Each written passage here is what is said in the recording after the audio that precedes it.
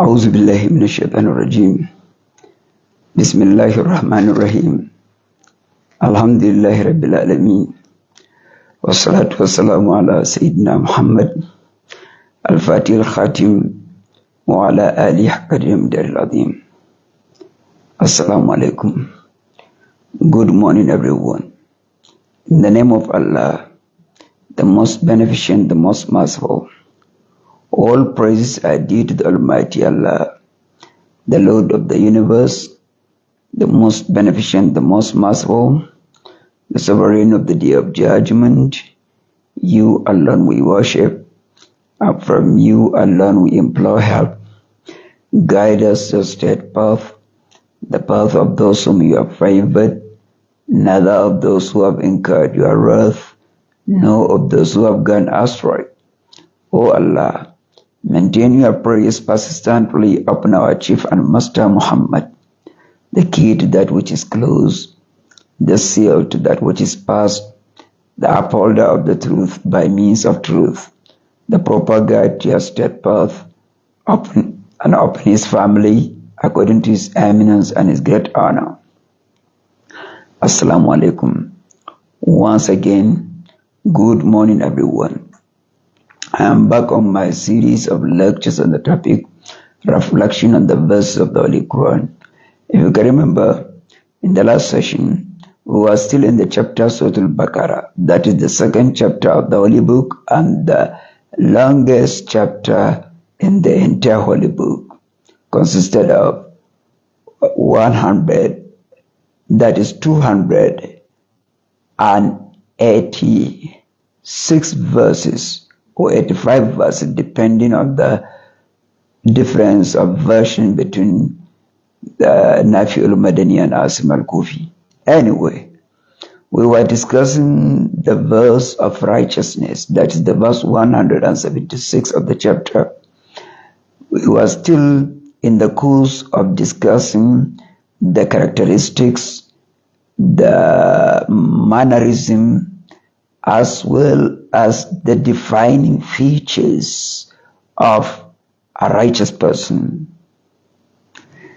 In fact, it may interest you to know that what gave rise to all this argument, as indicated in the earlier session, was that when the Qibla direction was altered from towards Jerusalem to the Holy Kaaba in Mecca, the Jews of Medina got so much exasperated and angry, and because of that, they claimed that their Qibla direction, that is, it amounts to righteousness to face their Qibla direction of Jerusalem, while the Christians claimed that righteousness can be defined only within the context of facing their Qibla direction.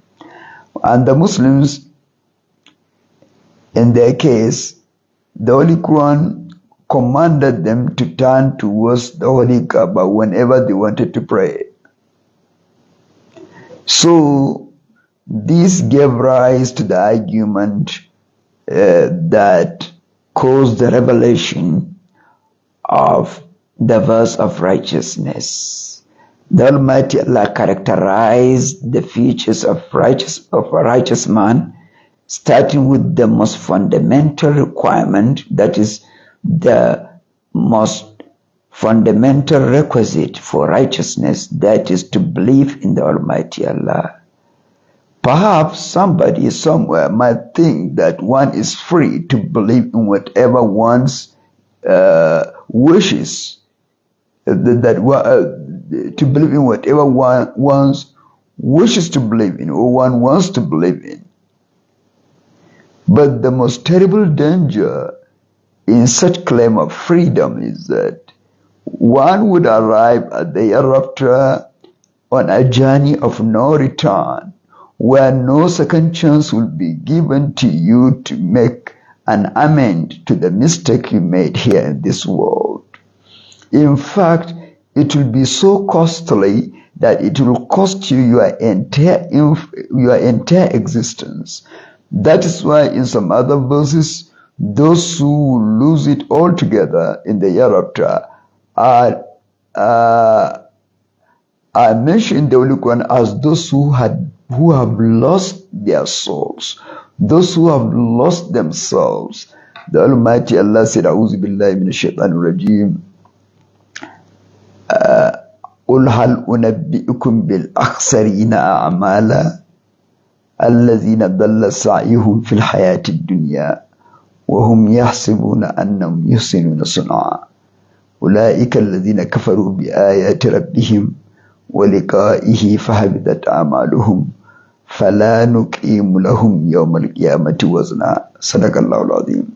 The Almighty Allah instructed the Prophet Muhammad, peace and blessings be upon him, to engage the Meccan pagans as well as the entire world in this discussion, for them to know what is the gravest loss ever.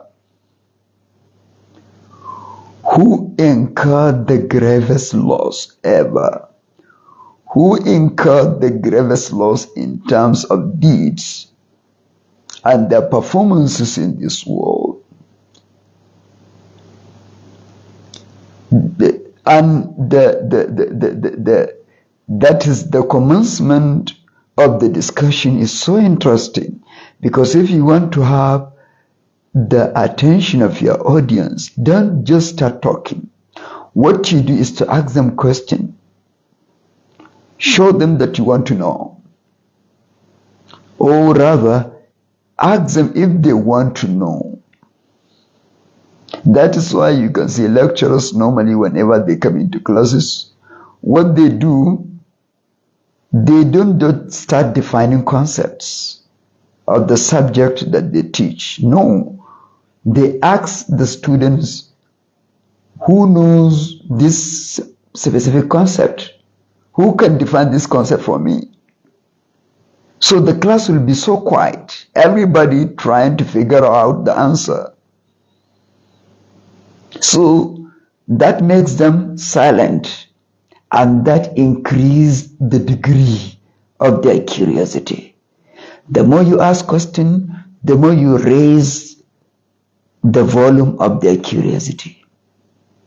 The more they become curious to know what you are asking. And that is exactly the style of the Holy Quran. Whenever it comes to pass across a very important information or knowledge that can define, knowledge that is meant to define one's destiny, the Almighty Allah said, "Qul hal unabbi'ukum bil aksarina amala." Shall I tell you who incurs that what class of people that incurred the gravest loss ever? Al-aksarina amala, those who incurred the gravest loss ever in terms of the value of their deeds. Would I tell you who have lost it all in terms of the value of their deeds? They incurred the gravest loss ever. No loss can compare with theirs.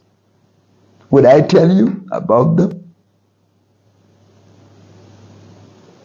So the Almighty Allah proceeded, "Allazina dalla sa'yuhum fil hayati dunya wa hum yahsabuna annahum yuhsinuna sun'a." These are the kind of people that engage themselves and their life, that is, they devoted their entire life to a particular pursuit, of something of value to them. As far as they are concerned, they made a right choice by devoting their lifetime to the pursuit of a specific goal, not knowing that they have lost it all in terms of the value of their deeds. Dalla sa'yuhum fil hayati dunya. They have lost their deeds to the devotion of of things that are of no value as far as Almighty Allah is concerned in this worldly life. That is, they have committed all their life to the pursuit of worldly life. في الحياة الدنيا وهم يحسبون أنهم يحسنون صنعا, and to the best of their assumption, they think that they made the right choice, that what they do is of great value. In fact, left to them, what they do is the pursuit of optimal value.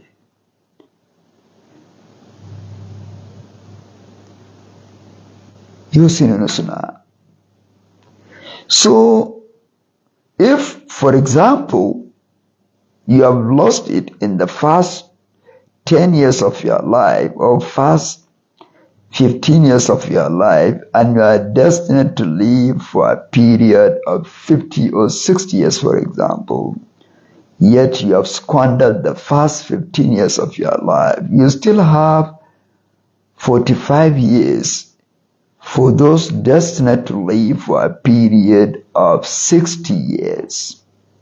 There's still a room for amendment, that one can define a specific goal of value to pursue in the remaining years.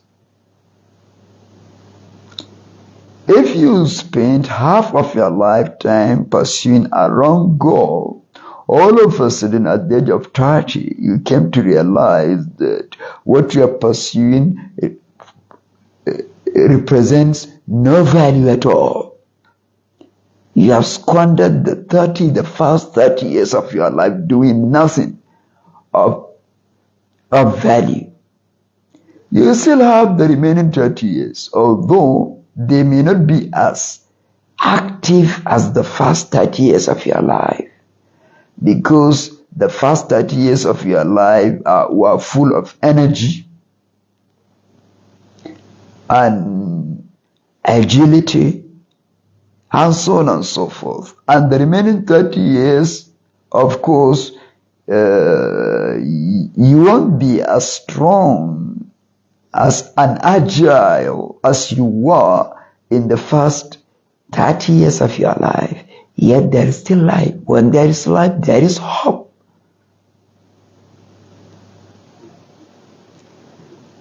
But if you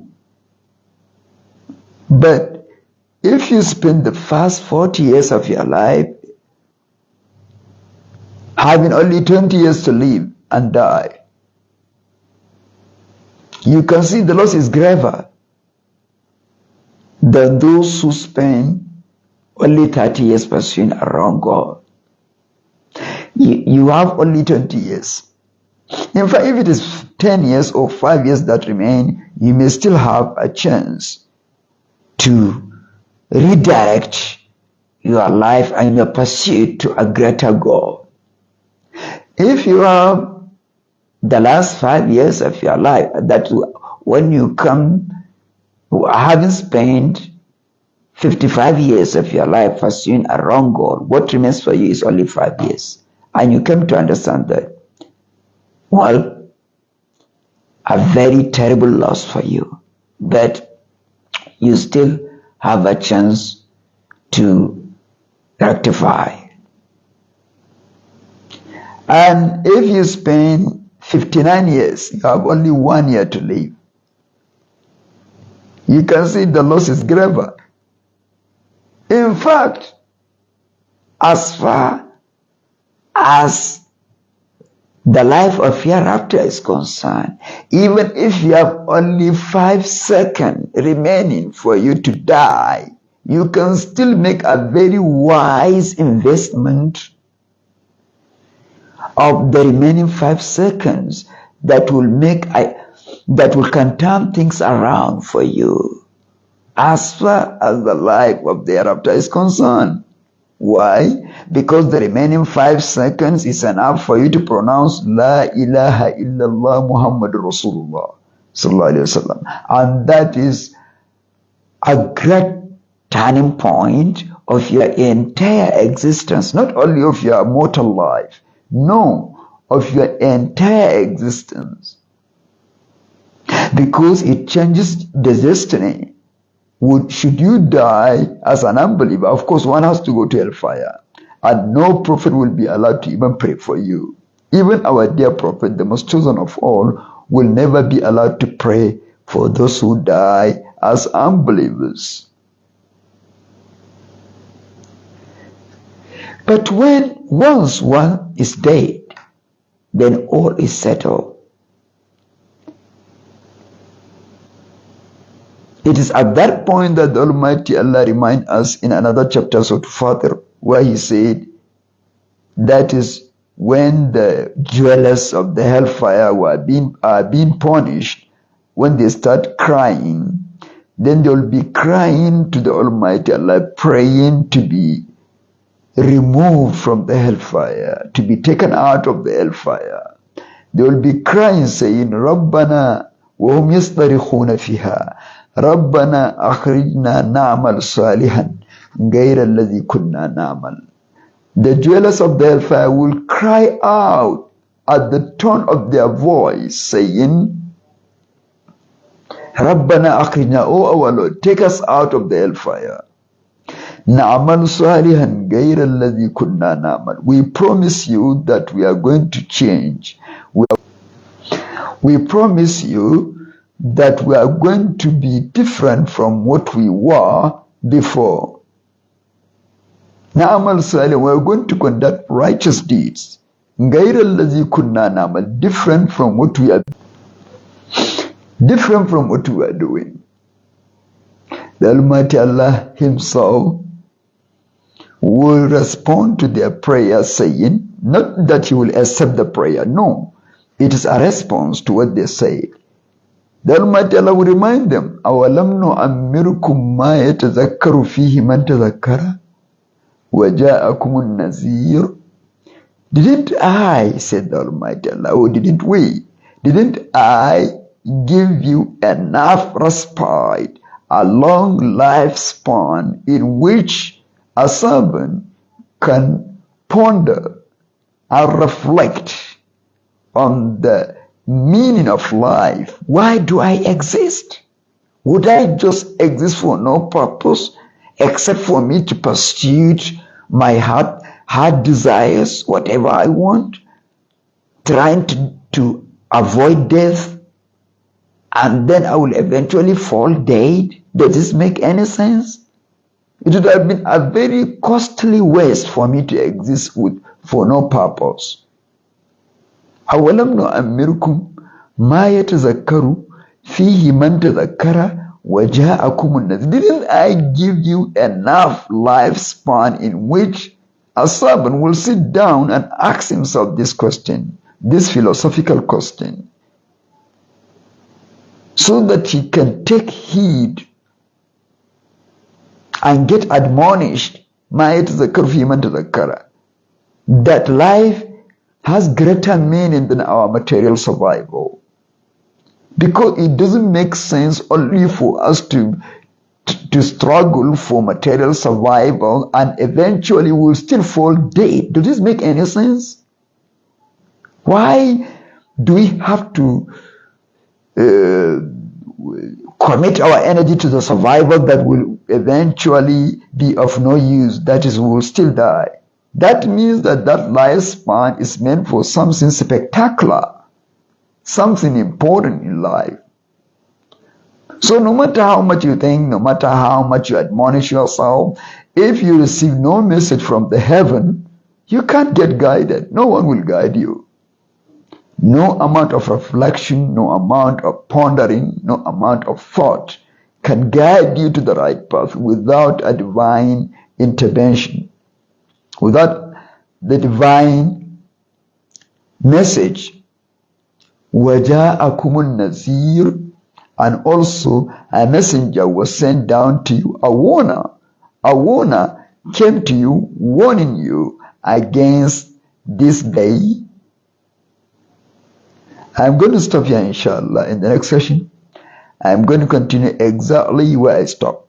اللهم صل على سيدنا محمد الفاتح لما أغلق والخاتم لما سبق ناصر الحق بالحق والهادي إلى صراطك المستقيم وعلى آله حق قديم الدار العظيم سبحان ربك رب العزة عما يصفون والسلام على المرسلين السلام عليكم.